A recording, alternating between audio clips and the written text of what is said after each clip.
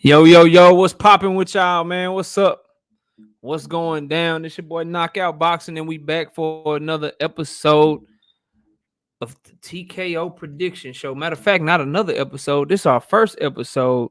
We're now doing 3 live streams per week. For those of y'all that don't know, we used to do our weekly predictions where we would do breakdown and prediction videos every single week for all the hot cards that week. I'm excited for this new year, man. I'm excited to see how this show goes, man, because I'm gonna be doing predictions like crazy, bro. And it's gonna be a fun, interactive live show where we all see who we think is gonna win. This week, not a whole lot going on. We got a Showbox card. We got a Showbox card going on this week, so that's gonna be fun to do. We cover all the boxing on this channel. So if you're a boxing head, bro, if you love boxing, we don't just wait for the big cards. We predict the fights from all of these cards to let you guys know who these young fighters are, how they fight, what their strengths are, what their weaknesses are, and then pick a winner, man. We've been successful so far on the channel picking winners. We got 187 right and 38 wrong, and we're gonna try to get that thing all the way up to 90%. I'm sitting right at 83% correct rate right now, bro. And I've been on the roll lately, so I'm trying to get that thing up and see if we can just start getting to the point where we know this got to get all the predictions right, man. That's the goal. So we're gonna get to it. We also gonna talk about Demetrius Andrade a tad bit, and Jamal Charlo a tad bit today. And then we'll get to our predictions and we'll get out of here. And then if anybody, I'll ask y'all every time we get ready to drop a prediction, if you know these fighters. If you want to break down the fight, if you want to predict the fight, I'll let y'all come up and try to do that before I give my prediction for each one of these fights. As y'all come in the building, be sure to smash the like button for your boy, man. That goes a long way. We got to get the people the content. The best way we can do that together is by y'all smashing the like button for me when you come through. And once you smash that like button, share it if you got a social media platform.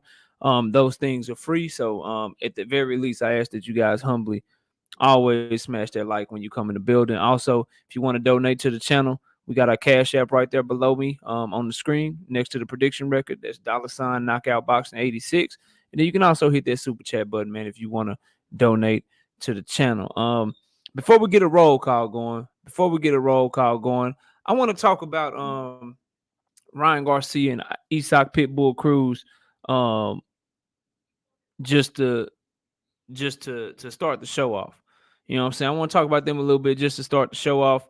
And here's the thing. So Ryan Garcia, let me go find his deal here. Give me 1 second, y'all. Give me 1 second. We're gonna find what Ryan Garcia been saying about Isak Pitbull Cruz. You know, he's been saying a lot, and we want to talk about it. We want to discuss it. Let's see here. Oh, here we go. Boom. Let me pull that up. All right. All right, now let me go share my screen with y'all, and then we'll get to the roll call in a minute, y'all, and we'll get the show started. But just want to give y'all a couple of little tidbits of news right quick as we letting people come in the building. So we're gonna share this screen right here. Screen 3. Get out of there right there. Get out of there right there. And that as well. We'll go over here. Make it bigger. Y'all let me know if y'all can see that pretty good. I tried to make it big. I'm looking over here on my other screen. And salute to everybody in the building. As I said, man, I'm gonna give a proper roll call to everybody here in a second. I just want to let people find their way in a bit. Okay, cool. Here we go. So Oscar De La Hoya tweeted, and then Ryan Garcia tweeted, says, very unfortunate at Isak Pitbull Cruz. Team turned down a very lucrative offer, more than he made with Tank. So this is all cap, bro. This is all cap. So they're saying they made him an offer. And let me stop my screen share right quick. They're saying that they made Isak Pitbull Cruz an offer to fight. And we've seen this before. And the reason I say it's cap because you cannot trust anything that Ryan Garcia or Oscar De La Hoya said. You got to remember, this is the same person that said he had a fight with Manny Pacquiao, right? This is the same person that had mental health issues, but he was somewhere on the beach chilling. You understand what I'm saying? This is the same person that had a big fight with JoJo Diaz that broke his hand. Like, and I'm all for giving people the benefit of the doubt, y'all. Like, that ain't what I'm saying. But when it's repetitive And when you lie over and over and over again, then I can't trust you. And Isak Pitbull Cruz, I already said that he'll give Ryan that smoke anytime he wanted. Anytime he wanted. And you just gotta watch. You just gotta watch how people move and what they say. So if Isak Pitbull Cruz will fight Gervonta Davis on short notice and put up the performance that he put up, you think he's lacking for confidence, bro? You think he don't believe in himself? You think that he's gonna turn down a full training camp for somebody like Ryan Garcia? I highly doubt that. I highly doubt that. So with me, and I was talking to the homie Key, Everything Boxing and Sports. Y'all go subscribe to my bro. I was talking to him, and we was on this panel. And he was like, yo, what's your expectations for Ryan Garcia? And I told him, shit, not much. Shit, not much. Just show up, bro. Just show up. I'm to the point because of all the things. I saw Ryan Garcia last year put up a poster of him and Manny Pacquiao like they had a done fight. So when it comes to him posting or retweeting or subtweeting or Instagramming or anything that he do on social media, bro, I don't believe him. That's where I'm at with Ryan Garcia. The same place that I'm at with Tyson Fury, the same place that I'm at with Bob Arum. Once you show me Knockout Boxing 86 TV, and y'all smash the like button as you coming in. I see the chat growing. I see people coming in. Y'all be sure to hit that like when you come in. It's free. If you can't hit that Cash App, if you can't hit that Super Chat, y'all smash that like for me, right? Y'all smash that like for me. So when you lie so much like Ryan Garcia and Oscar De La Hoya and how they move and the business that they're doing, I don't believe you, bro. I don't believe you till you get in the ring. So my expectations for Ryan Garcia are this and this alone. Show up, bro. Show up for the fight. Whatever fight is made, don't leave your promoter, don't leave your opponent hanging, because it's getting hard for him to make fights. It's getting hard for people to take him serious. People going to start asking. I'm telling y'all what's going to happen, bro. Listen, people going to start asking for clauses in these contracts with Ryan Garcia. These other promoters, they're going to start telling Oscar De La Hoya, look, man, we got other options. We got other options. And your fighter has been known to pull out of fights for whatever reason. I'm not saying he lying. I'm not saying he telling the truth, but I got to protect my fighter. So here's what we can do. We'll make the fight with you and Ryan Garcia, but if he pulls out for any reason, you still owe us 50% of our fighter's purse. If he pulls out for any reason, you foot the bill for the venue fee. We don't want to be on the hook for any of that shit. People gonna start doing that to him. And he gonna find it harder and harder to get fights, especially the type of fights that us as fans want to see him in. Because you can pull that shit with, you know what I'm saying? Jojo Diaz, no disrespect, but he was the B-side. He wasn't as big as Ryan. He was only gonna be his second fight in at lightweight. You know, you can pull that shit with Javier Fortuna. Good fighter, very good fighter is Javier Fortuna, but not a star by any means. But when you start getting these big-time fighters, when you start getting these people that got a following in boxing that's bigger than yours, because I don't want to hear shit about no Instagram followers and shit. We talking about boxing followers, boxing fans, people that will buy your fight. When you get to people that's on the equal playing field with him or people that have even more followers, they ain't going for that shit. They handlers ain't going for that shit. Al Heyman, who's Tank Davis's manager. You know what I'm saying? Bob Arum, who's Vasily Lomachenko's promoter. Kambosos and his team. Devin Haney and his team. You get to start making fights like this. Even Isak Pitbull Cruz and his team.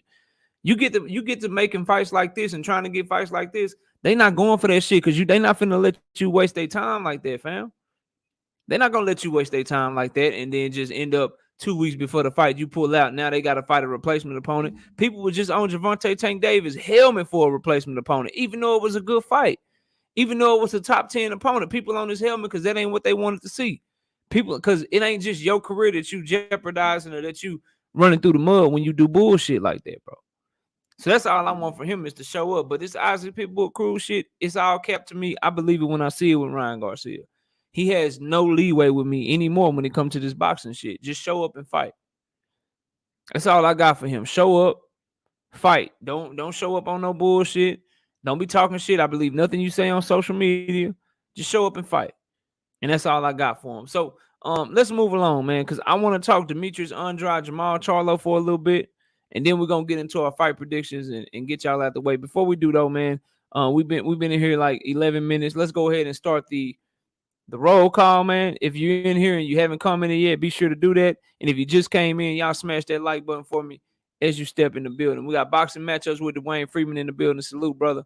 We got Devin Blocker coming through. What up, Devin? We got W_right side. Salute to you, brother. Ricky E245. What's popping with you, brother? Spirits in the building. Salute, Spirit. 817 Boxing B. What's happening with you, man? Tim Muse, straight off the scaffolding. Straight off the skyscraper. Salute, Tim. What's popping with you? G Parker, you know them 38 L's mean you don't know shit about boxing. You just a fanboy. Yeah, bro. I know. I'm a fanboy of boxing. 100 shit. That shit. Hey, man. I stand by my record, bro. But I know you messing with me. We got the homie KQKC Boxing Network. My co-host is in the building. We live together every Sunday morning, 9 a.m. Central Time. Y'all got to subscribe to KQKC. A lot of y'all in here already subscribed to him, but if you haven't, make sure you do. Make sure you do. We got Ricky already. Let's see who I missed. There we go. We got Julius Armstrong. Salute. He said Ryan Garcia is the IG model. Facts, bro. Can't argue with nothing you said for right now until he show me otherwise. DB Demetrius Bright. Salute, Demetrius. Glad you could come through, man. For however long you're able to be here, my brother. We got the Assassin DLJ. What's up with you, Assassin? And we got the fans corner in the building. Salute, bro. Salute to you, man. Appreciate y'all all coming through. And as I said, smash the like button as you come through here to hang out with us. So let's talk about Demetrius Andrade, man. Let's talk about Demetrius Andrade. I want to talk about him because I worry that at 33, how old is he?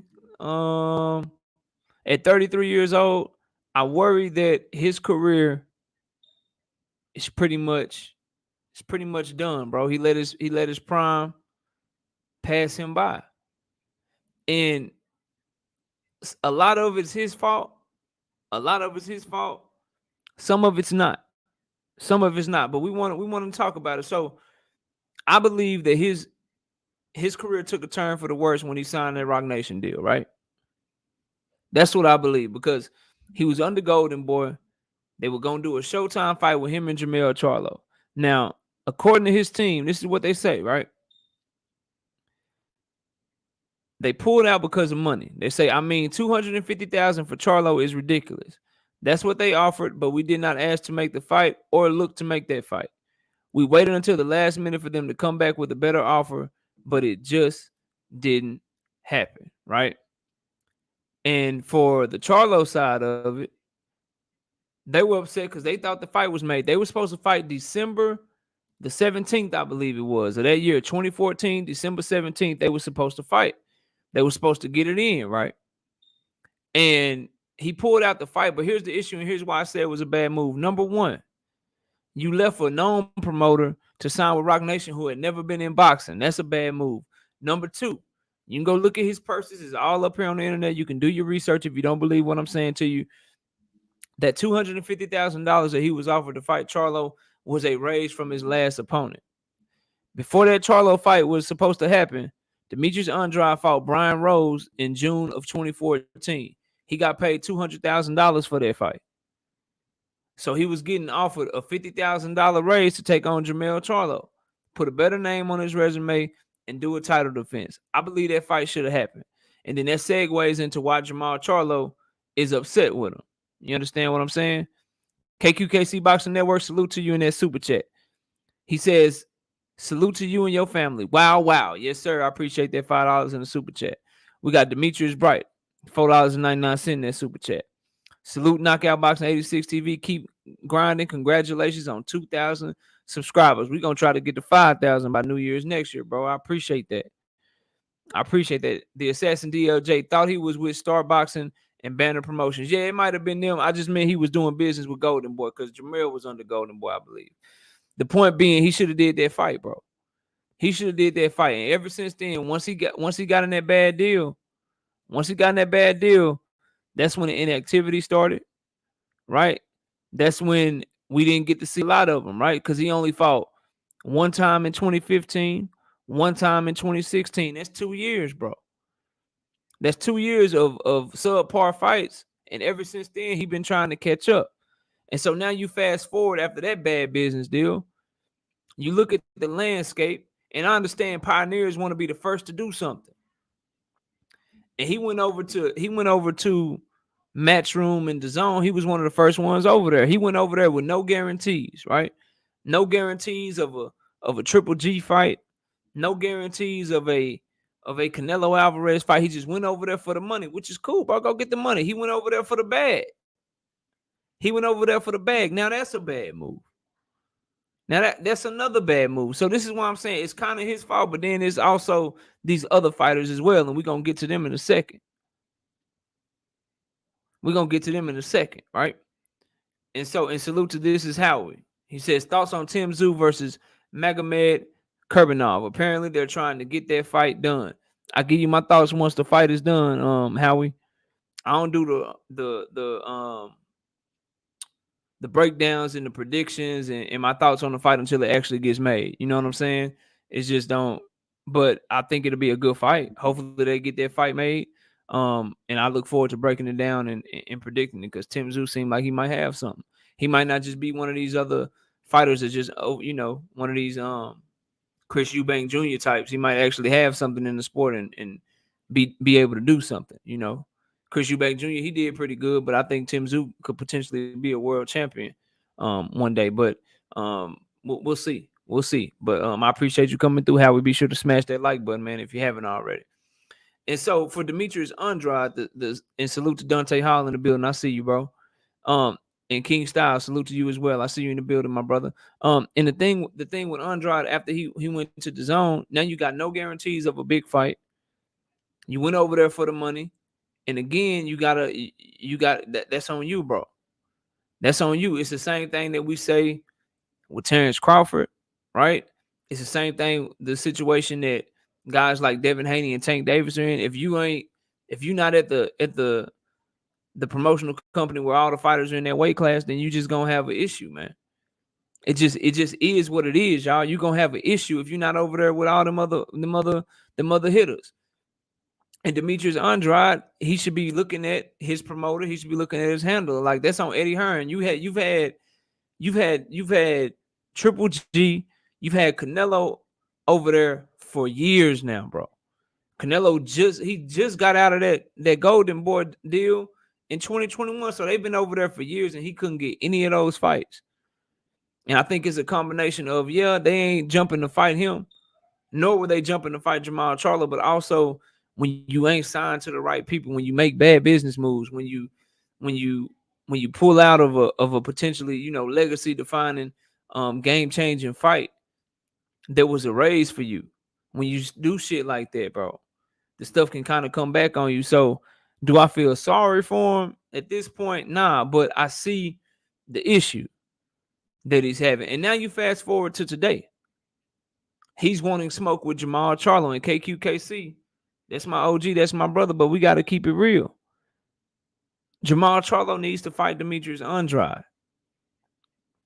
I think as boxing fans, that's the fight that we all need to be pushing for. And if you Jamal Charlo, you can't keep acting like Demetrius Andrade ain't a big fight for you.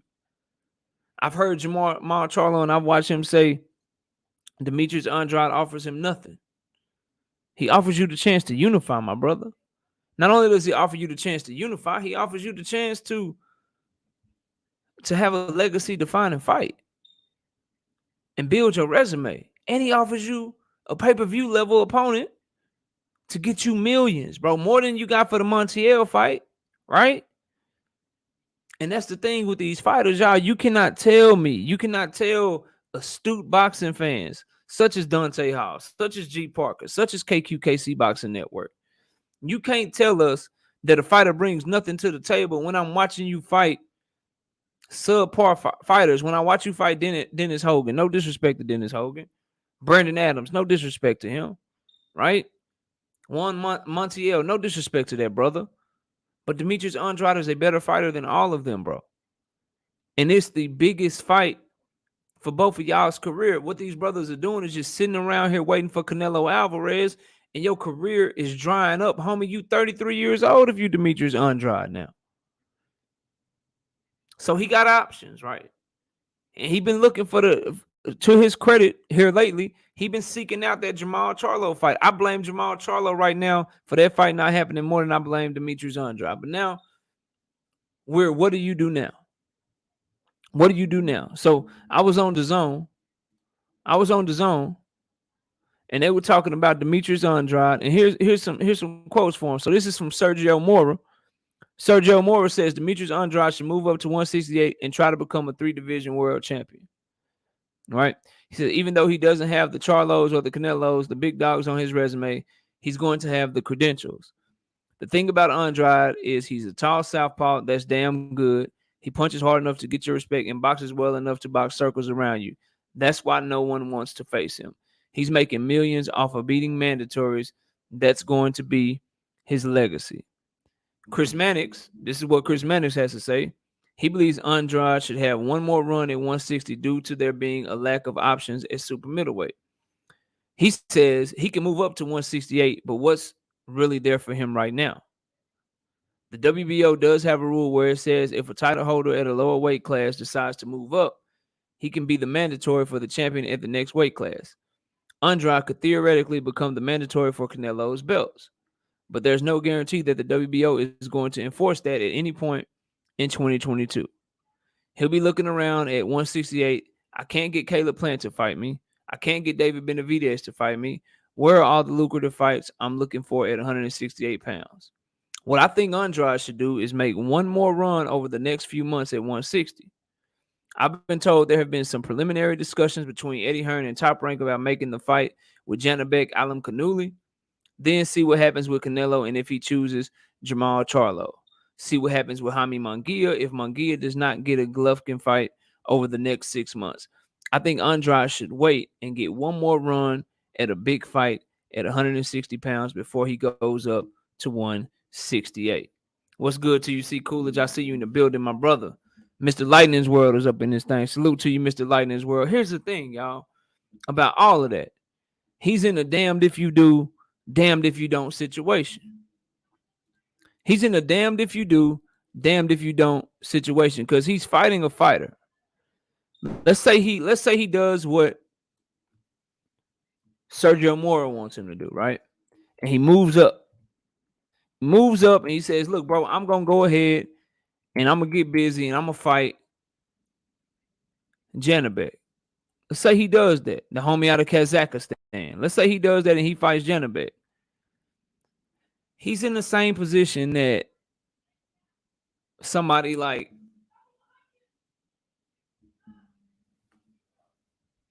George Kambosos will be fighting somebody like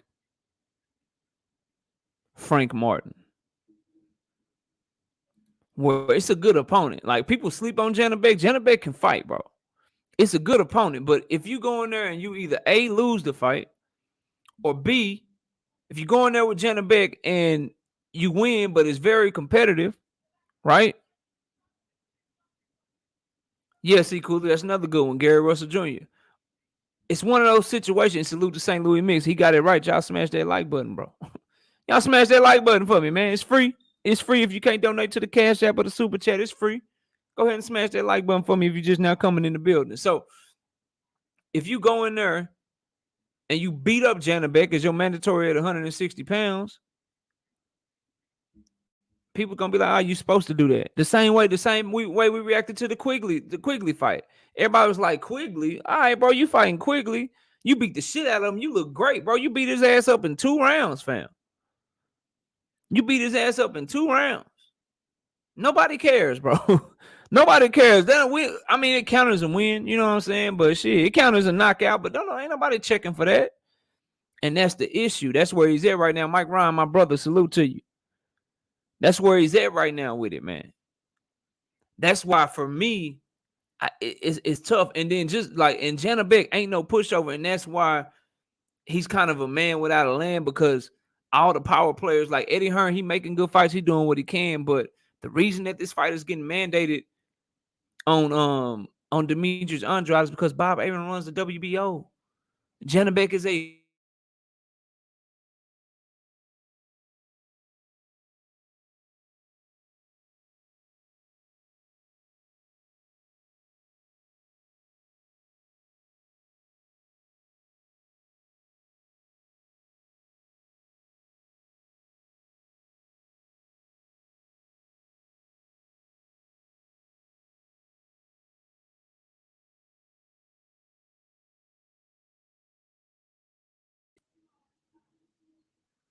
There we go. I think we are back. Y'all let me know if we back, man. I'm sorry about that. My stuff be tripping sometimes.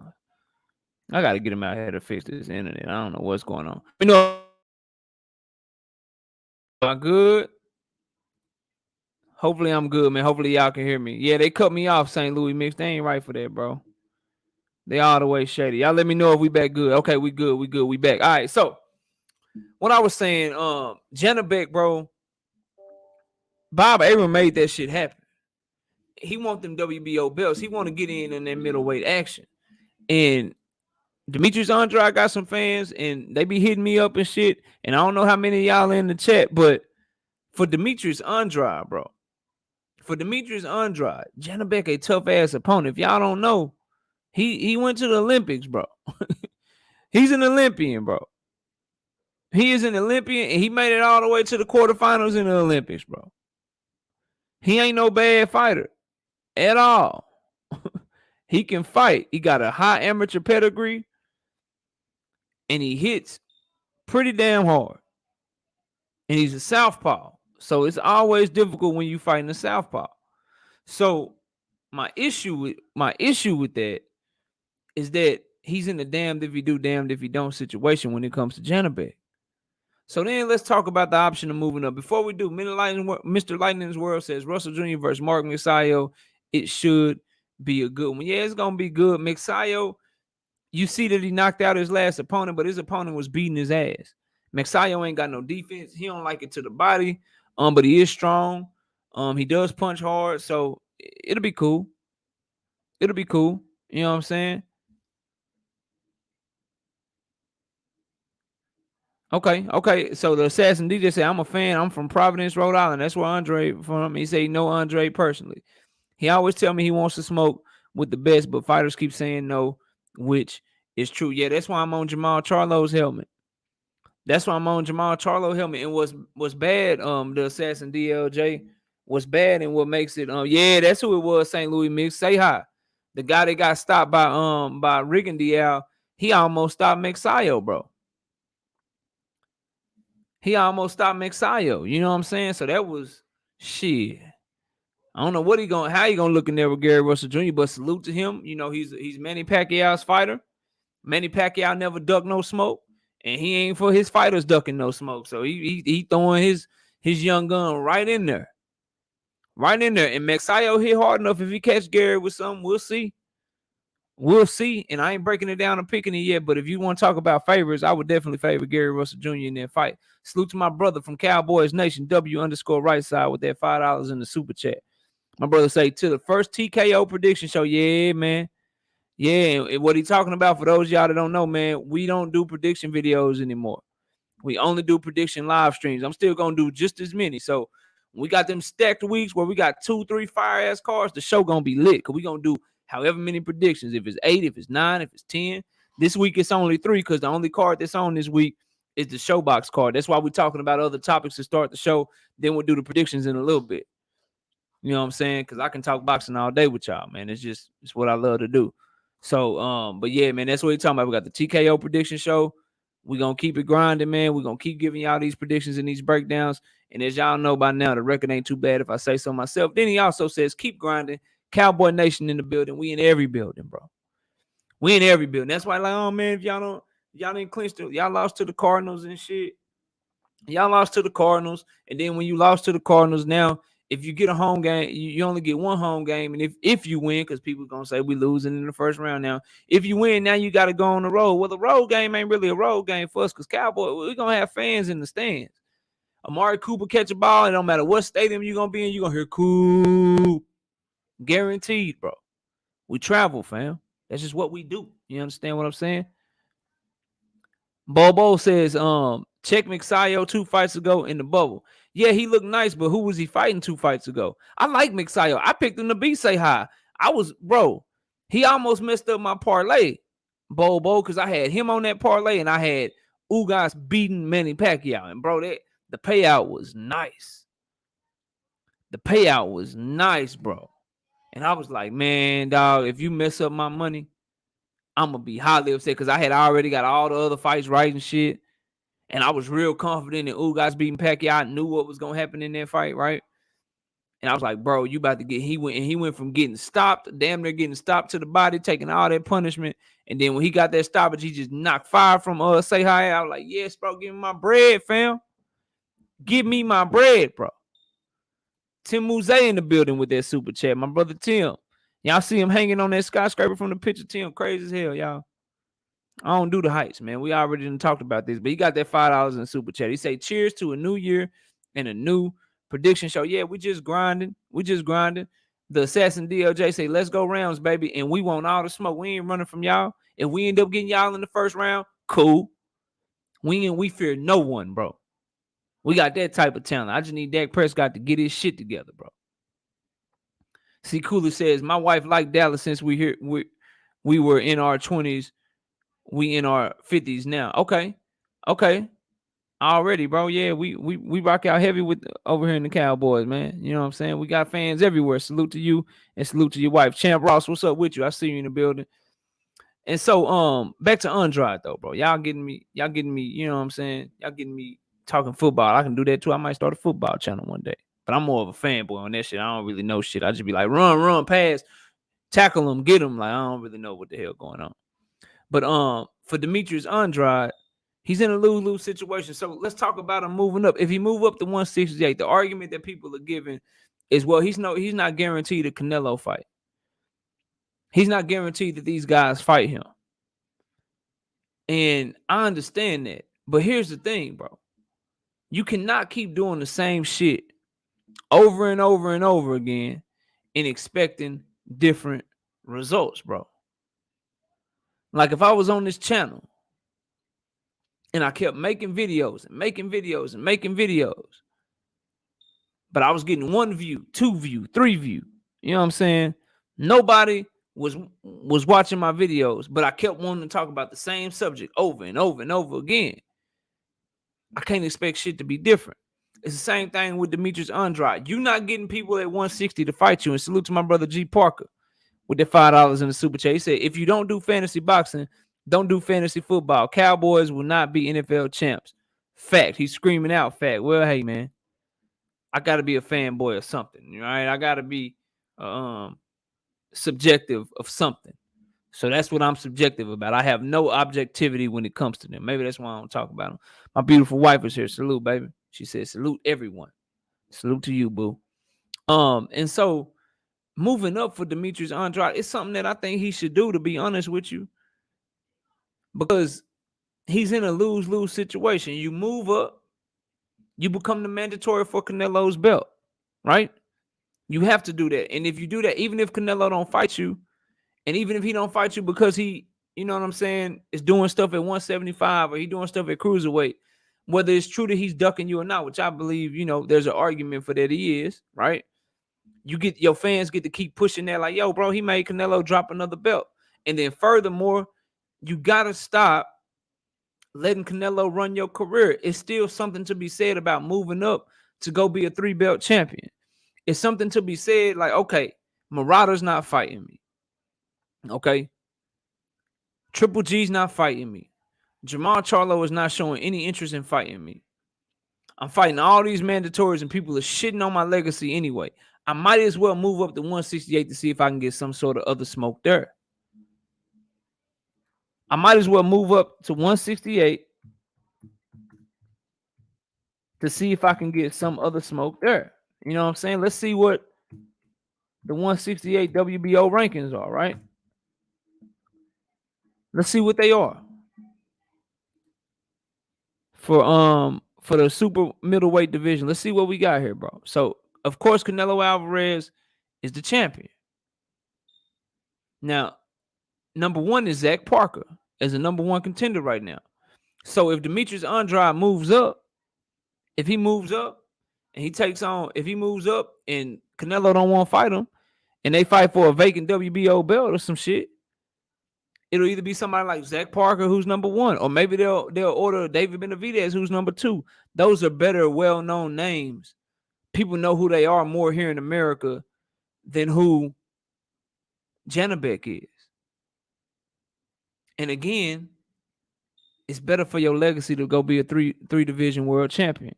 He can't sit around and just wait for somebody at 160 to fight him. If they ain't fought you in 3 or 4 years, what's the difference? What's the difference? I think that's a great fight. Julius and Rosado want that fight. I saw his tweet, I believe it was, or something that he wrote. It was either Twitter, I believe it was Twitter, where he said, he has the belt, I have the fans, let's make it happen or some shit. I think that's a great fight. Rosado tough. He ain't backing down from shit. He coming to fight. But the thing about Rosado is that they already mandated a fight. Like the Janabek fight is already going to purse bid. So if Demetrius Andrade fight at 160 pounds, it's going to absolutely have to be Janabek if he's going to fight at 160 again. No one else. You know what I'm saying? Got to be Janabek. I hope that ain't true. Kiko Martinez versus Josh Warrington featherweight title bout set for March 26th. So damn, Kid Galahad ain't want that smoke. Kid Galahad was winning that fight, bro. Kid Galahad was winning that fight before he got stopped. And damn, Kid Galahad, it's over for him. He won't get a shot at the title again. He basically just gave up on being champion again, bro. Because Kiko Martinez put his ass asleep. And then Josh Warrington, he running so far from Mauricio Lara, bro. But see, man, hold on, bro. I hope that's not true. I hope they ain't reporting that shit. That's messed up, bro. Yep, Kiko Martinez and Josh Warrington agreed to deal for March 20. Man, that's trash, bro. That's trash, bro. And the reason I say that, like, what about Mauricio Lara? He beat the dumb shit out of Josh Warrington. It was about to beat his ass again, bro, before Josh Warrington started trying to Chris Benoit headbutt his ass, bro. Why don't Mauricio Lara get that shot against Kiko Martinez? Why ain't his boxing fan? Man, see, that's it, bro. Boxing be pissing me off, y'all.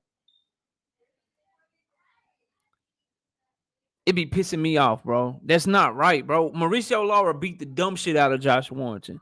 Then he was in a rematch with him, beating the dumb shit out of him again, bro. Beating him bad, fam. And then now Josh Warrington, so you get brutally knocked out. You have a no contest because you was the one throwing headbutts and initiating headbutts, and Mauricio Lara was on his way to stopping you again. So you get your ass knocked out, you have a no contest, and your punishment is a title shot. Bro, that's some bullshit. That's not, bro, boxing, bro. Boxing be really raking us across the coals as fans.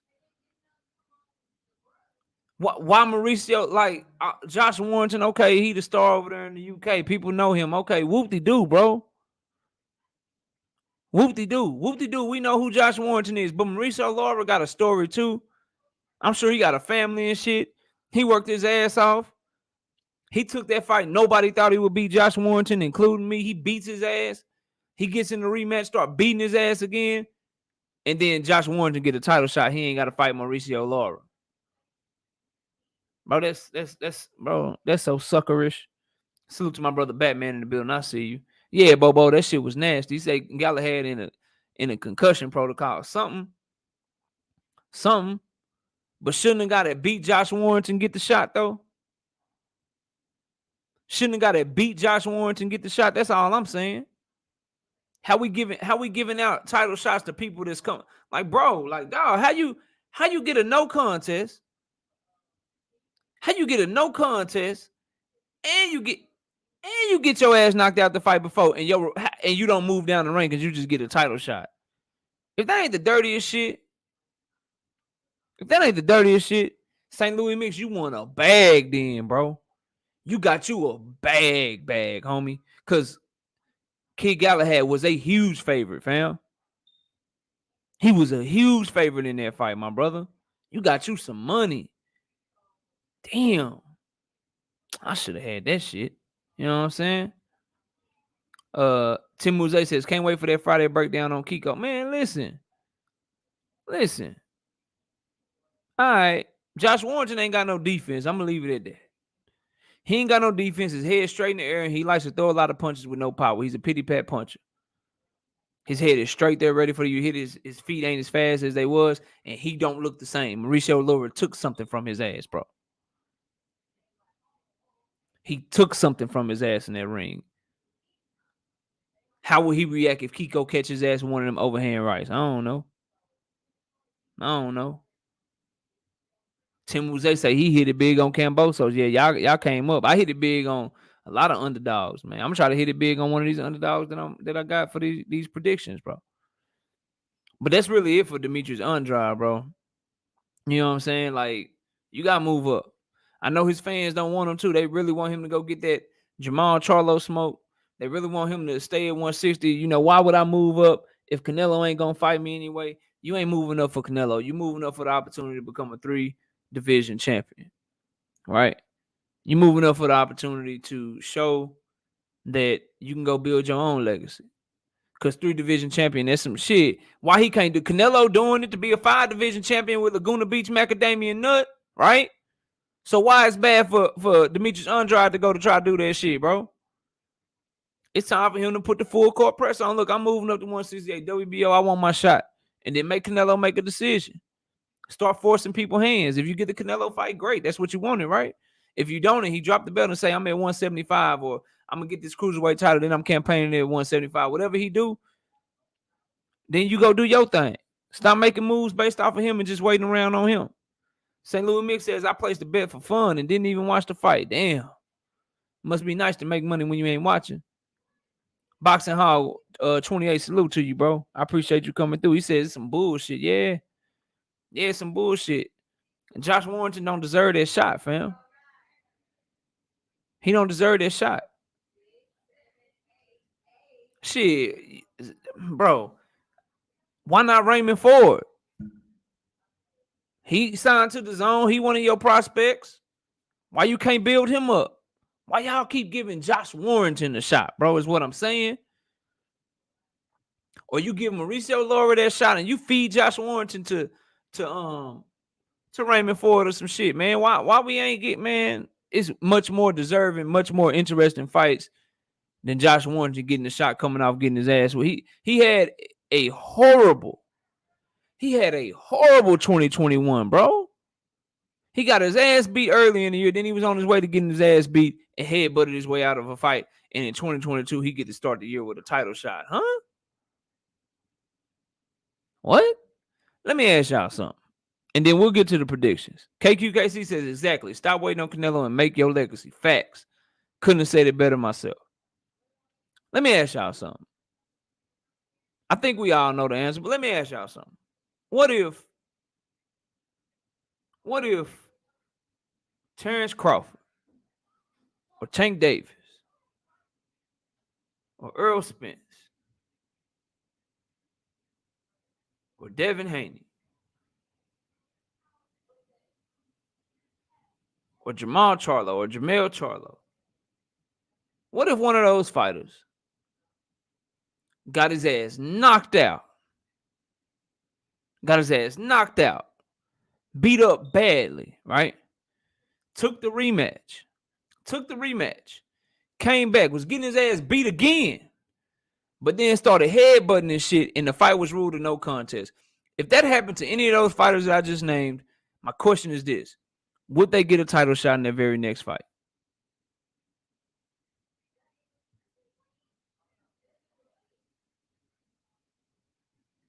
That's my question.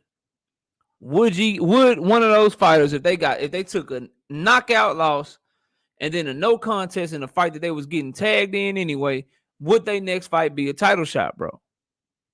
And that's why when people tell me there's no corruption, there's no politics in boxing, you make me laugh, bro. You're naive. You're naive to the facts, fam. You can't convince me. And y'all smash the like button for me, man. Smash that like button. It's free. You cannot convince me for 1 second, 1 minute, 1 millisecond that ain't some favoritism, nepotism, who you know bullshit. Yeah, Boxing Hawk facts. It just proves it's about who you know and who's willing to invest in your career. And that's the bullshit of boxing, right? Every other sport, even the UFC, the NBA, the NHL, the NFL, the MLB, whoever, it's all about how good you is, bro. How good you are. Damn who you know, can you ball? If you can't ball, if you can't hoop, if you can't throw the football, if you can't run, if you can't hit the baseball, if you can't do that shit, man, you no good to us. It's about how good you are over here, bro. And if you don't fight in these other in the UFC and shit, if you don't fight the big fight, if you don't fight the one the fans want to see you fight, your ass getting stripped, homie. You out of there. You getting stripped. No ifs, ands, or buts about it. Yeah, TJ, salute to you. I like Raymond Ford too. I see a lot of potential, bro. I like him down at 126. Good young fighters with a lot of talent, bro. Yeah, he got a shot. You show right. Tim Tebow got a shot and he was trash. But at least he won the Heisman. And then when they found out he was trash, he had to start moving positions and they got his ass up out of there, bro. They got him up out of there. Once they realized he was garbage. Josh Warrington it's unfair, bro. I'm going to do a whole video on that shit, I believe. Because it's making me mad. The more I talk about it, the longer I think about it, it's making me upset. It really, really is. I don't like that shit, bro. I don't. Now, let's get to our predictions, man. We got to get to these predictions. Julius Armstrong says it's prize fight. Yeah, I hear you. But for the fans, we ain't supposed to care about that. It ain't our job to say, oh, it's prize fighting. So they got to, nah, bro, give us the best fights. We want to know who the best is. And see, that's what's up, not me. And they say it's not unfair. He sells ticket, bro. How do you lose?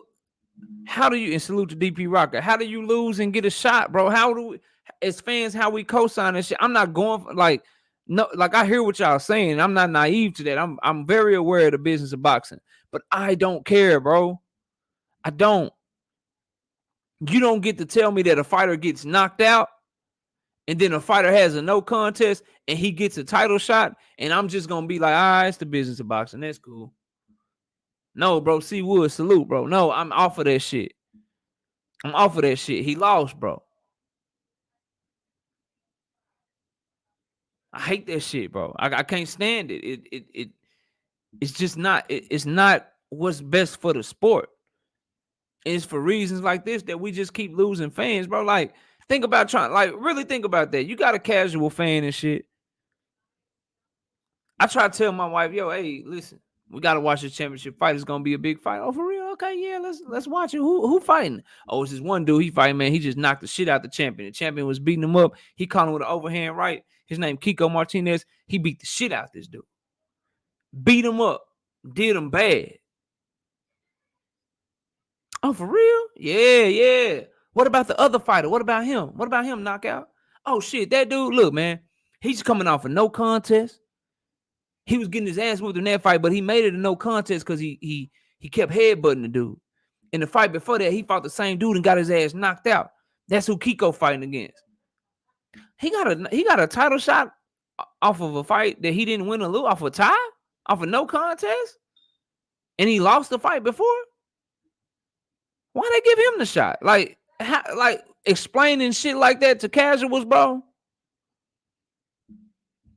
That's why we lose people in the sport. And salute to my brother, Everything Boxing in the building. Y'all go subscribe to my brother and subscribe to KQKC if I ain't said. I think I said it, but y'all subscribe to all these brothers doing great work. King Styles in the building. No work, no reward. That's the way it should be. Facts. All facts. Mr. Shelton said he's white. There I said it. Hey, man. You can't deny. You can't deny what's in front of you, bro. Boxing Hog says, I don't care either, but I know how greedy promoters, managers, network executives, investors, trainers are. They're able to do that because we got a certain, like, people who still, like, how you be a loser and people still buy your tickets? See, I don't know, man. Over here, you get booed, bro. Over here, we like, you lost, bro. You losing, you costing us the game, and you keep getting your ass. Well, nobody want to see you get knocked out, bro. You need to go build yourself back up. We want to see this other person over here, and we go buy that shit. But nah, not boxing fans. We'll just keep supporting a loser, and motherfucking just keep losing, and we just keep rocking out with them. That shit crazy to me. That's all right. Probably make a little bit of money off of Joshua Warrington ass too. Go ahead and make that fight. Go ahead and make that fight. But let's get to the breakdowns, y'all. Let's get to the breakdowns. It's like 6 or 7 fights, but it's only 3 fights that they televising for this Showbox card tomorrow night. So I'm gonna be bringing y'all the Edwin De Los Santos versus William Foster III breakdown and prediction. I'm gonna give y'all the Starling Castillo versus Otar Eranosyan. I don't know if I'm saying his name right, but I'm doing that prediction. And we're going to do the Luis Nunez versus Carlos Arrieta prediction. Now, I done already made my bets on these fights. I ain't telling y'all to bet or nothing like that, but we are trying to make a little money this week. So when I give y'all the odds of these fights and all of that stuff, it's from the site that I use, and I use BetUS. That ain't no plug or nothing like that. They ain't paying me to say that. Just who I use, so you can know exactly what sports book that I'm getting the information from. Because I wanted to look at one more thing, because I forgot to do this. Let me write these other odds down. So plus 275 for KO, and then for decision plus 450 for decision. Then for Foster plus 300 for KO. And plus 140 for decision. All right, cool. Got it. All right, so enlighten me on this card, says Tim Muse. I'm gonna try, bro. Mr. Gumbo, what's popping with you, Mr. Gumbo? Salute to you. Salute to you, man. I hope everything well with you. I appreciate you coming through. We just doing our predictions for the fight card tomorrow night. It's a Showbox card. For those y'all don't know, it's on Showtime. Starts at 8 p.m. Central Standard Time. They're gonna give us a triple header. The great thing about this fight, man, is that every fighter on the card right now is undefeated. All of these prospects, all of these young up-and-coming fighters, they undefeated. They got a combined record of 80 wins and no losses. And on these fights, a lot of the odds are very, very close, bro. Very, very close. KQ says, make it plain to him, KO. I'm going to try to. So the first fight I'm going to do is supposed to open tonight. We got Edwin De Los Santos versus William Foster III. William Foster III is the favorite. He's a minus 165 to win the fight if you just bet on him to win. If you bet on him to win for a knockout, that's plus 300. For those y'all that don't know, that means you put down $100, you win $300. And he's a plus 140 to win by decision. So you put down $100, you win $140. Your payout will be $240. For Edwin De Los Santos, he's a plus 135. So this is a close-ass fight. When you get two fighters where their odds are in the hundreds either way, that means that basically they're seeing it as a 50-50 fight that could go either way. There's really not a huge favorite in the eyes of Vegas, right? So he's a plus 135 just to win the fight. If you bet on him to win by KO, that's a plus 275. And if you bet on the win by decision, that's a plus 450. Now, Edwin De Los Santos, his tail of the tape, 22 years old, southpaw fighter, 5'8", 65-inch reach, fighting out of the Dominican Republic. You got William Foster III, 28 years old, 5'10", fighting out of Connecticut. He's an orthodox fighter. Edwin De Los Santos, his record is 13 wins, no losses, with 12 of his victories coming by way of knockout. And he has 7 knockouts in a row. William Foster III, 13 wins, no losses, with 9 knockouts. So somebody is going to lose. Somebody going to take their first L. And salute to my brother, Mr. Gumbo, in that super chat with the $10. He says, knockout, give me something good to bet on, fam. Listen, man, if y'all get this shit wrong, don't come mad at me, because I got my own money on this shit too, right? I can do it almost every week, but not every week. Only when I'm feeling good and when I've been doing pretty good. As y'all can see, the prediction record's right there. We got 187 right so far. We got 38 wrong. We've been doing good on the channel. If you think I'm capping or you think I'm lying, you think that ain't a real record, just either ask one of the long-time subscribers. They'll tell you, yeah, bro, it's real, right? Or you can go to the playlist. I got the playlist of all the prediction videos up, still on the channel. They all up. You can go look at the picks for yourself. And if you don't believe me, you know what I'm saying? So, fighting styles. William Foster, he has good skills. William Foster III, he has good skills. He was a decorated amateur, advanced level amateur. So he's been boxing for a long time. He knows what to do in the ring, right? Nice 1-2. Throws hooks when he's supposed to on the inside. Understands distance well. Where he struggles with is just athleticism. His reflexes, and his foot movement, he's not the best, right? So I don't want to say he's a plotter. He's one of those long, rangy fighters that's not really. Remember, he's 5'10", fighting at 130 pounds, bro. So when I say long and rangy, to put that in perspective for y'all, Earl Spence Jr. is 5'9". Terrence Crawford is 5'8", and they fighting at 147. William Foster III is 5'10", fighting at 130 pounds. So very wiry, a very wiry frame, right? As a result, though, he's not the quickest. He's not the fastest. The fast twitch ain't there. The reflexes ain't there. You understand what I'm saying? The feet, they kind of plot a little bit. His head movement, he's not a statue, but it's not as quick as you would like it to be. And so he can get caught with shots, but he's tough.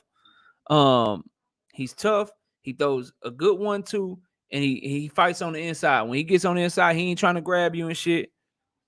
He ain't trying to grab you and shit. He trying to really, really get down on it and really try to fight with you on the inside. Edwin De Los Santos. His lead hand is low. He's a southpaw fighter, so that right hand is low. He could be open for, straight punches, leaving that right hand low. His straight left, nasty, though. That straight left as a southpaw, nasty, whether or not he leading with it or if he trying to counter you with that, bro. He understands distance well. You go watch his tape, he knows when to take a half step back, when to take a half step forward, how to pivot around. His defense, he relies on his reflexes, because if you want to talk about the twitchier athlete, who's more athletic of the two, it's Edwin De Los Santos, hands down, bro. It's not close in my opinion. So his head movement is better. He's twitchier. He can react to stuff quicker in the ring. And his defense, he uses it to roll punches and shit. Like, he ain't trying to just hold a high guard up while you throwing. He looking to roll punches and counter your ass. And he's mean. He's very mean in the ring, and he throws with bad intentions. Again, 7 knockouts in a row. He's knocked out 12 of his 13 opponents, and his reflexes are really on point, right? Paths to victory for this, William Foster III, he's 28 years old. Edwin De Los Santos is 22 years old. Oh, let me say this before I do paths to victory too. Edwin De Los Santos was discovered by Samson. He's under Samson Promotions. Samson is what he's known for in boxing is finding diamonds in the rough, right? He's known to find a fighter that people don't know, and they end up being a world-class talent. Freddie Roach and them, all those guys, they didn't find Manny Pacquiao. Samson found Manny Pacquiao. He was the guy that found Manny Pacquiao in the Philippines. That's what he's most known for. And he's found a bevy of other fighters. But he's known for finding really good talent. He also was Jason Rosario's promoter. Remember, nobody saw Jason Rosario up at 154 pounds. Nobody saw him coming either. Who's also another fighter out of the Dominican Republic, the Dominican Republic, I might add, right? So I do want to put that on there. I do want to put that up there. You know what I'm saying? KQKC says Samson is my guy, good person. Yeah. And he know talent when he sees it. So anyway, paths to victory. William Foster. His path to victory, to me personally, I think he got to lean on his experience and make it an ugly fight on the inside. I think if they're at a distance, and at a distance, we're talking mid-range to long range. I think if they at a distance and some shit like that, I think that Edwin De Los Santos is his reflexes and shit. He's a better counterpuncher in my opinion. He's just naturally more talented. Than William Foster. So at a distance, I believe he wins a boxing match at a distance. Up close, That's William Foster's best shot. He got to work the body because he's going against a guy that has faster feet that's a better athlete. So he got to slow William De Los Santos down to make him tired towards the back end of the fight. And if I didn't say this is a 130-pound fight, 8-rounder. So that's what William Foster needs to do. Make the fight ugly on the inside. I know he's the long guy, but he does throw hooks to the body nice, and he has a pretty good inside game. He got to do that. If he stays out of the distance, his jab and 1-2 is pretty good. It's pretty good. Don't get me wrong. But he can be picked by somebody as fast as De Los Santos. De Los Santos can pick him off. He can pick him off and he can get to him, countering him and shit. He looks impressive, to be honest with y'all. For Edwin De Los Santos, number one, I admire the heart. 22-year-old prospect, first fight in America, coming out of the Dominican Republic. You can go read the article up on Boxing Scene right now. He said, and his promoter said it, I don't want to come over here and take no soft touches. So he's extremely confident. He wanted to come over here and fight somebody that was going to challenge him and going to test him. And he got that with William Foster III. So I like the confidence. But his path to victory is he has to understand what he's up against. He's up against somebody that knows how to fight, somebody that has some amateur background. So he is going to have to be patient. He can't go in there reckless because William Foster III is good enough to make him pay if he goes in there reckless. He has to be patient. He can't fall for feints, and he has to use his feet and his lateral movement and his angles to his advantage. He's really good at setting up his straight left hand off the angle of his jab and catching you with a mean straight left hand. He got to do that in this fight. He also goes to the body well with his combinations. His signature to me, that left hand, that straight left up top with the 3, which is your right hook, because he's a southpaw fighter, straight left up top, right hook down to the sternum. I think that's going to be a key for him in this fight, because William Foster III is open for those punches. As far as who I'm picking and why, I ain't gonna lie to y'all, bro. I think Vegas dropped the ball on this one. I think Vegas dropped the ball on this one, bro. I got Edwin De Los Santos, man. I got Edwin De Los Santos running away with this fight, fam. I think he's just faster. I think he's more skilled. And he got more power, more pop on his punches, and he mean, bro.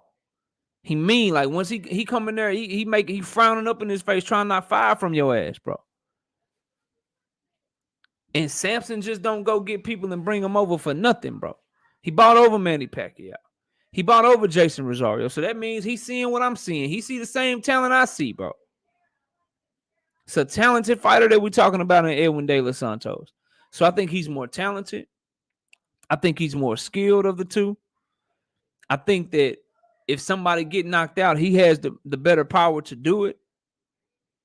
And so I got Edwin De Los Santos by I'm gonna say unanimous decision though, because William Foster III is undefeated. I ain't gonna disrespect that man and say he gonna get knocked out. If he do get stopped, I wouldn't be surprised though. But I got Edwin De Los Santos 6-2 at best. At best, I think it's a relatively wide unanimous decision. 6-2, you know, scorecard is gonna be reading 78-72, shit like that.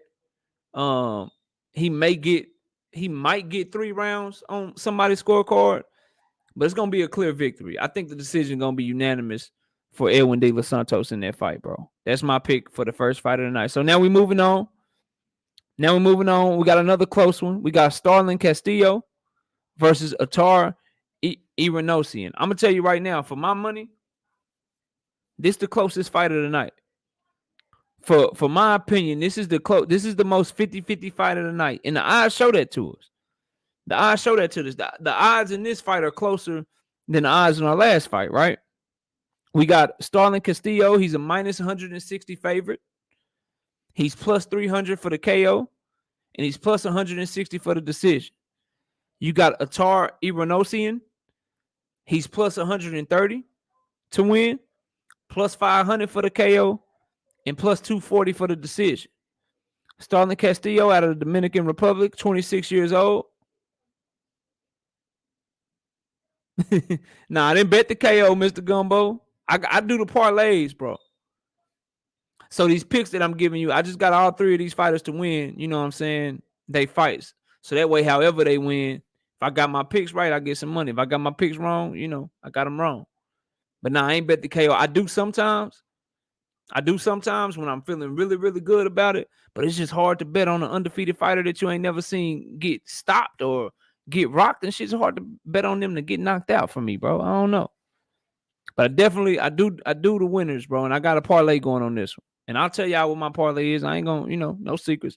I'll tell you what it is at the end of this video, but it's gonna be everyone that I'm picking, that's who on my parlay. So I got a 3-fighter parlay going.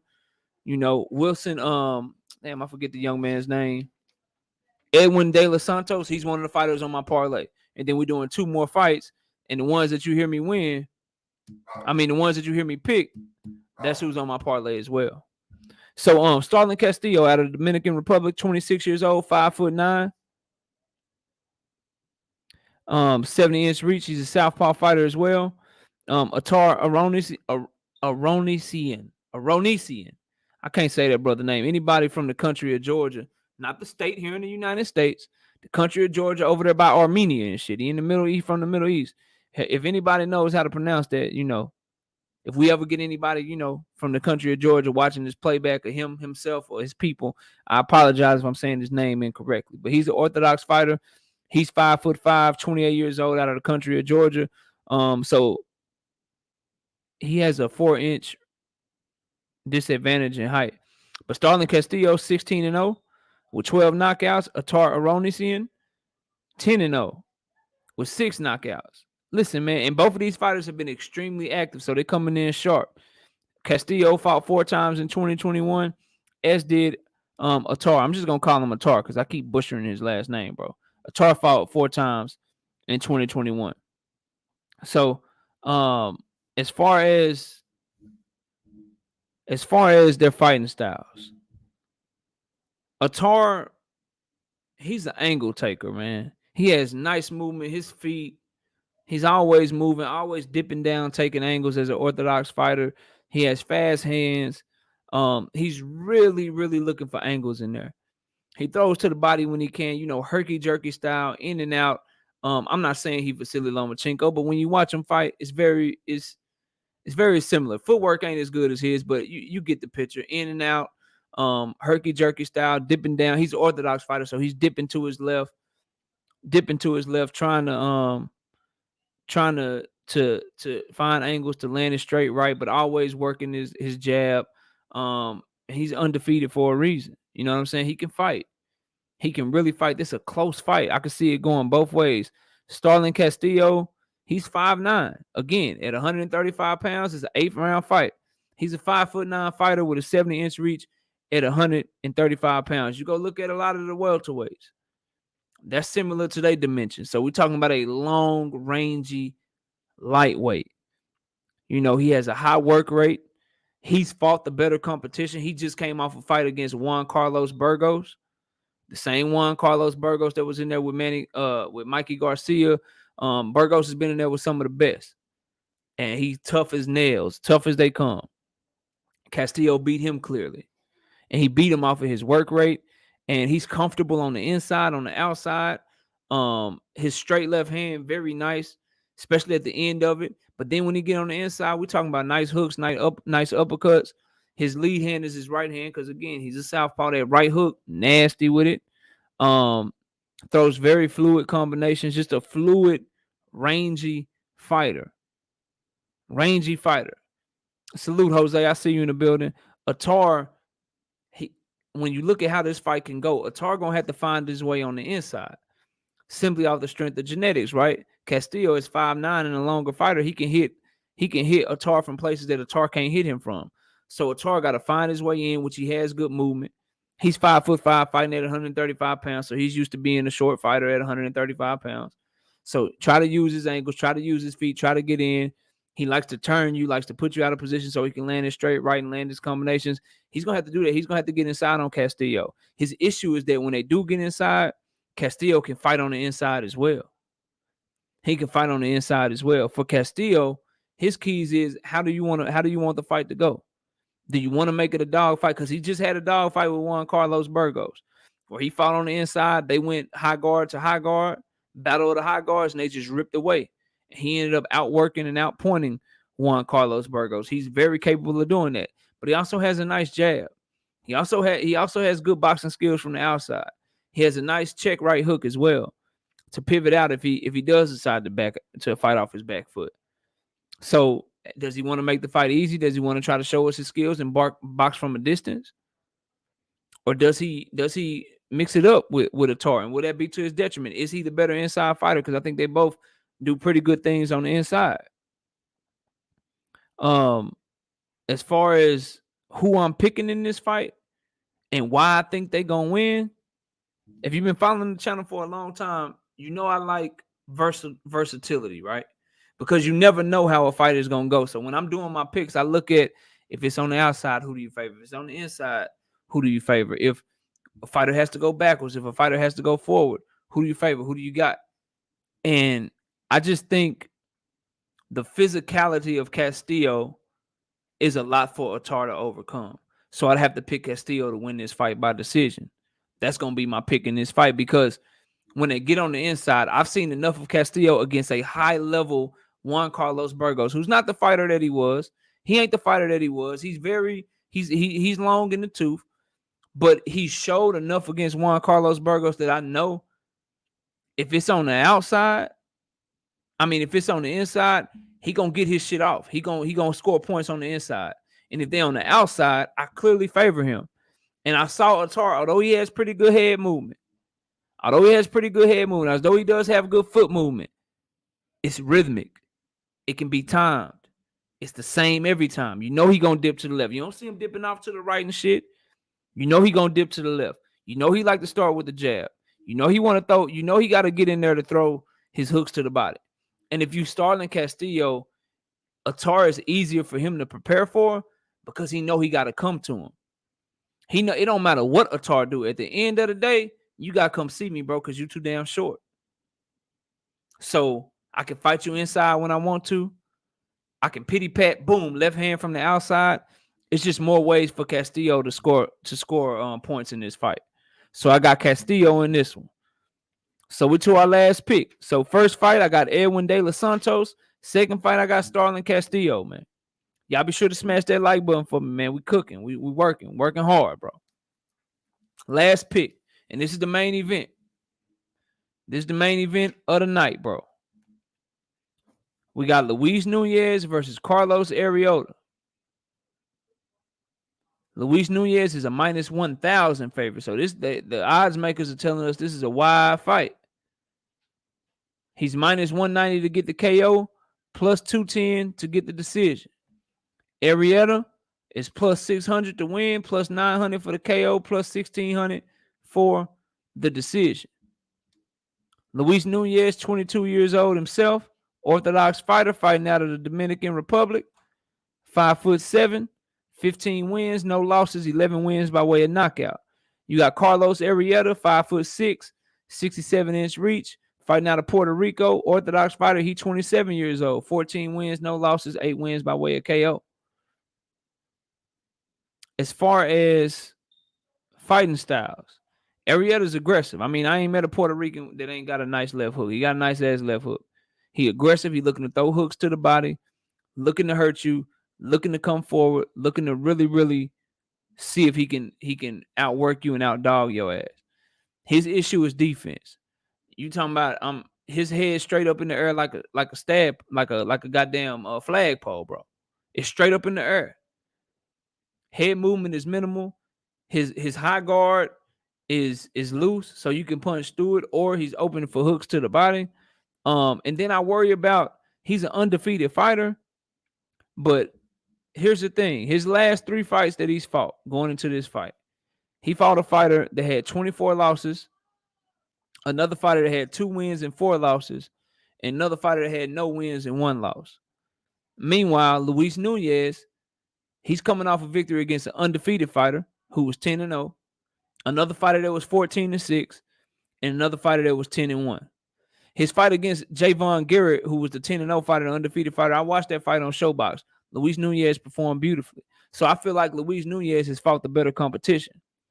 At the very least, if he hasn't fought the better competition overall, his last 3 fights leading into this fight, he's fought the better competition. I believe iron sharpens iron. So I give Luis Nunez, although he's 22, and the other fighter and the other fighter is 27, I think he got the better experience. As far as his fighting style, he has very nice fluidity. Punches flow smoothly. Offensive, defensive transitions, very good. He's a natural fighter in there, a natural mover. Nothing's robotic. Nothing seems like it's taking all his effort, all his movements, all his punches. They flow effortlessly, right? His hooks on the inside and uppercuts on the inside are nasty. So he's another one of these fighters that so far in his career, it looks like at the level he's been fighting, he can fight however you want it. He says you got the Dominican trio parlay. I ain't even picked this one yet, bro. We gonna see though. We gonna see. Past the victory, Arrieta got to push Nunez back. You got to push him back, and he got to try to make, like, when you don't have the boxing skills, when you don't have the hand speed, when you don't have the foot speed, you gotta make the fight ugly, bro. You have to, and that's what Arrieta gonna do. And he aggressive and shit, and that's what he known to try to do. So he got to go in there, make the fight his fight, take it to Nunez, cause doubt from the outset. He cannot let Nunez get comfortable, start timing him, start putting punches together and all that shit. He can't do that, bro.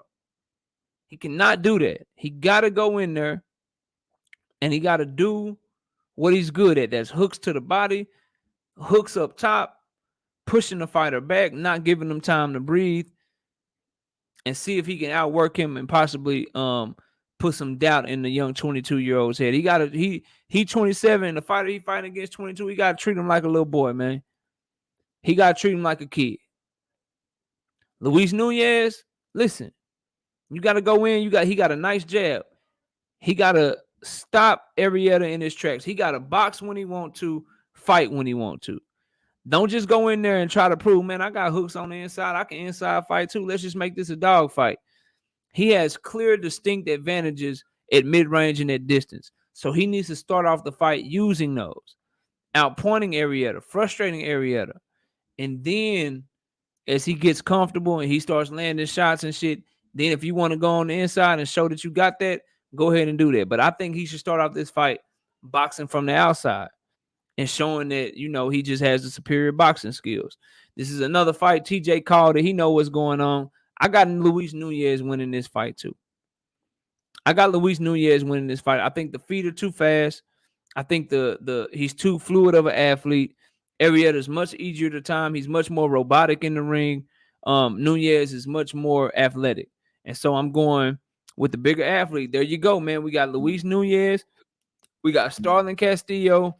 And we got Edwin De Los Santos for the W, man. We got him for the W. And that's my parlay, y'all. Mr. Gumbo, most betting sites. I heard you saw earlier, you said you need to learn how to parlay. Most betting sites, they should have a button for you to click where you have the single bet and the parlay. You put all your fights that you want to bet on, you click on them, and then you hit that single parlay button, and it should pop up for you to put your dollar amount in, and it tells you how much you win. TJ is right. Those do give you the best odds if you're 100% sure about your pick, which we can never be. So here's the thing. The record is good. We get a lot of picks right. If I get these wrong, don't be coming in my chat, you know what I'm saying, mad at me, getting all upset because I led you astray. You know what I'm saying? Salute to John Blades, hashtag CCD in the building. But in KQKC, y'all says he might call it on Friday. Listen, if you really want to enjoy the fight, I leave y'all with this. If you really want to enjoy the fight, what you'll do is you go to Showtime, you turn on the fight, you pick up your remote, you'll find the mute button, right? And you'll mute the fight. But knockout, I can't hear it. What I'm going to do? How I'm going to do it? What's going on? Once you mute that shit, you go to KQKC Boxing Network on your phone, on your tablet, on your laptop, on your desktop, whatever, and you turn that volume all the way up and you watch the fight and you listen to him call it. Now, if you got some bootleg shit, if you streaming some shit, or you know what I'm saying, you got your damn fire stick going or some shit, you don't want to listen to KQKC because shit, he might be ahead of you. So he might call a knockout or some shit and you still like 1 minute behind because you don't have Showtime. You know what I'm saying? But you still be welcome over there. I'm just saying he might call the shit before it actually happened on your screen because you ain't watching it on Showtime. Hopefully all of us can support it and just watch it on Showtime so we can get a great call from the singing OG. But other than that, man, look, it's been a great show. I appreciate y'all, coming through. We're going to do this every week. Next week is going to be on Friday, okay? And as these cards get bigger, we're going to have more predictions. It's going to be the same amount. I don't want y'all to think we're changing anything. We're going to do the same amount of predictions that we've always done. It's just not going to be videos anymore. It's going to be on the live stream. And if you want to know what predictions we're doing for that week, in the description of this live, in the description of all my lives, you'll have each fight on there. So if you go to this one, you'll see each fight that I broke down and I predicted today. That's how we're going to do every week. So you can get ready for it. You can know which ones we're doing. And, sometimes like this one, this live stream only an hour and 21 minutes. But Joe Smith, man, listen, I'm so mad. I was looking forward to that. I had already started studying for that. For those y'all don't know, Joe Smith Jr. is looking for a new opponent because his opponent for his light heavyweight title defense next week against Callum Johnson, I believe it got canceled because Callum got COVID. But yeah, Abraham Nova out too. Bro, what happened to him? And you going to the fight, man. That sucks, bro. That sucks. Salute to you, Damien. We done, bro. We about to wrap it up, but I appreciate you. You can catch the playback, man. W_right says he tore his Achilles, bro. Damn. I gotta get with the homie Cono Loco. That's his boy, too. That sucks, bro. That sucks. W_right side says great breakdown, KO. Facts. KQKC makes it even more exciting. Appreciate you, KO, man. I appreciate y'all, man. It's been a fun show. Y'all be sure to tell people, let people know we going live 3 times a week now. We got our Wednesday show that we've always done. Wednesdays at 7:30. We got our Friday show now. We did it on Thursday this week because, again, the fights are tomorrow. The boxing is tomorrow. So the prediction shows, though, they're going to start being every Friday night, 7:30 p.m. Central Time. Whatever Joe Smith Jr. is doing and everybody else on the card in this next week, I'm going to be doing those fights, so y'all be sure to come through. Ed Perez, my brother in the building, salute to you. Happy New Year to you and your family. He says, I'll be betting a little bit of money on these fights. This is my first time seeing you comment, Ed. Go catch the playback, but I did all 3 from the Showbox card tomorrow. They putting on 3 fights for us. It's more fights than that, though. They're just not televised. They only televised in 3. So I did the 3 that's going to come on TV on Showtime tomorrow at 8 p.m. Central Time. If you want the full breakdown, go catch the playback, Ed. But my pick, Luis Nunez winning the main event. I got Starling Castillo winning the co-main event. And then the opening fight of the night of the telecast, I got Edwin De Los Santos winning that fight. Those are my picks, Ed. If you want to know the full breakdown as to who those fighters are, if you haven't seen them and stuff like that, you can go catch the playback if you don't mind, sir. But I appreciate you coming, man. You've always supported the channel back when we ain't had no subscribers. So thank you for coming through, Ed. But other than that, y'all, man, it's been a great show. Believe it or not, these are the shows that I don't care if we had like up to 30-some people in here today. I don't care if we have 30-some or we got 3. These are my favorite shows to do because this is where we just to get to talk boxing. So it was been very, very fun. I appreciate everybody coming through. Y'all smash the like button. Oh, and the other live show, the 3rd live show, the most important show, me and KQKC Boxing Network, Sunday mornings, 9 a.m. Central Time. So Wednesday night 7:30, Friday nights at 7:30, Sunday mornings at 9 a.m. with KQKC Boxing Network. So y'all be sure to check out all our live streams, check out all our videos. I appreciate everybody that came through and watched this one, man. Y'all enjoy the rest of y'all night. Enjoy the fights tomorrow night. Enjoy your weekend. Be safe. Happy New Year again to everybody. And with that, we out of here. Peace, y'all.